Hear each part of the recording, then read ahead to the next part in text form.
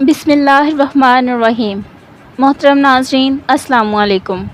जब हज़रत नूह अलैहिस्सलाम गुमराह मुश्रिकीन की हदायत से मायूस हो गए तो उन्होंने अल्लाह के हुक्म से कश्ती बनाना शुरू की, और जब वो मुकम्मल हो गई तो आपने मोमिनीन को बुलाया जो तादाद में बहुत कम थे, और उनसे कहा कि कश्ती में सवार हो जाओ। जबकि कुरान पाक में सूरह हूद की आयत नंबर 41 में इरशाद होता है कि यह कश्ती अल्लाह के नाम से चलेगी और रुकेगी। बेशक मेरा परवरदिगार बहुत बख्शने वाला है और मेहरबान है। अल्लाह ताला की तरफ से आपको हुक्म हुआ, हमने कहा कि इसमें हर चीज़ का जोड़ा सवार करो और अपने ख़ानदान को सवार करो, सिवाय उसके जिसके मुतल्लिक हमारा कौल पहले गुज़र चुका है। आपने अहले ईमान के अलावा तमाम जानवरों के जोड़े भी कश्ती में सवार किए। काफ़ी दिनों तक तूफ़ान जारी रहा।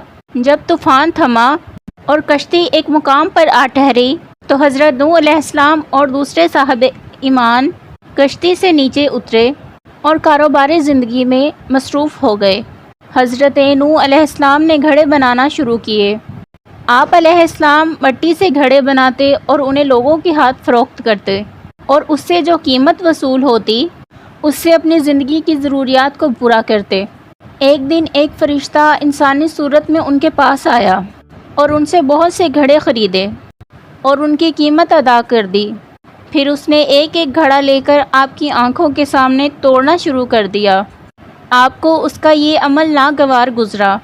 कुछ देर तो आप ये देखते रहे, लेकिन जब वो बाज ना आया तो आपके सब्र का बंधन टूट गया और आपने उससे फरमाया, ए शख्स, तू ये क्या कर रहा है? तू मेरे हाथ के बनाए हुए घड़े क्यों तोड़ रहा है? गाहक ने कहा, आपका इससे क्या वास्ता?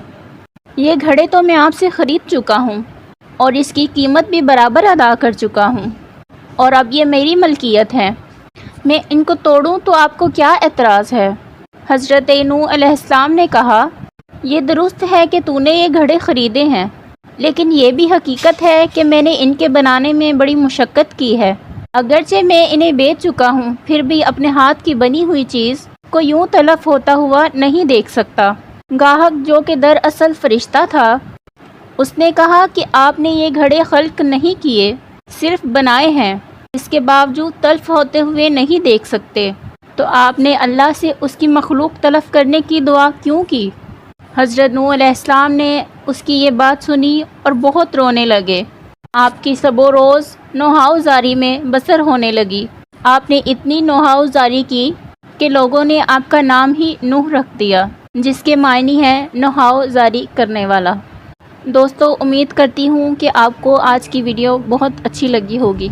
अगर आपको वीडियो अच्छी लगी है तो वीडियो को लाइक करें और चैनल को सब्सक्राइब करें।